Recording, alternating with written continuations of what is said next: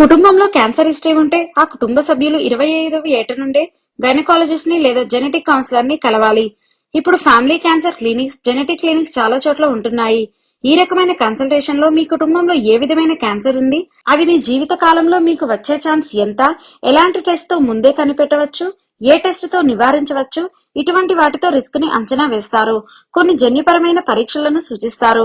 కేవలం 5% breast cancers మాత్రమే వంశపారంపర్యంగా వస్తాయి.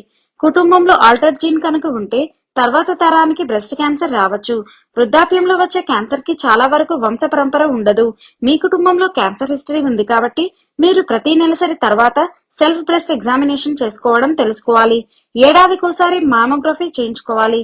మామూలుగా అయితే దీన్ని 40 ఏళ్లకు మొదలు పెడతారు. 50 ఏళ్లు వచ్చే వరకు ప్రతి ఏడు ఈ పరీక్షను చేయించుకోవాలి. 50 నుండి 70 ఏళ్ల మధ్య ప్రతి 3 ఏళ్లకోసారి మామోగ్రఫీ చేయించుకోవాలి. మామోగ్రఫీ అంటే ఎక్స్రేతో చేసేది.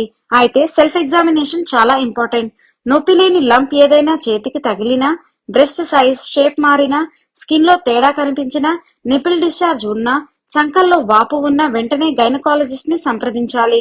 పెయిన్ అనేది చాలా వరకు క్యాన్సర్ సిమ్టమ్ కాదు. జీన్ టెస్టింగ్ కూడా ఇప్పుడు అందుబాటులో ఉంది. వంశపారంపర్య బ్రెస్ట్ క్యాన్సర్ కి ముఖ్యంగా BRCA1, BRCA2 జీన్స్ కారణం. ఇవి మీలో జీన్ చేంజెస్ అయ్యాయా లేదా అని జెనెటిక్ ప్యానెల్ టెస్ట్ చేసి తెలుసుకుంటారు. జీవనశైలిలో మార్పు ద్వారా బ్రెస్ట్ క్యాన్సర్ రిస్క్ ని తగ్గించవచ్చు.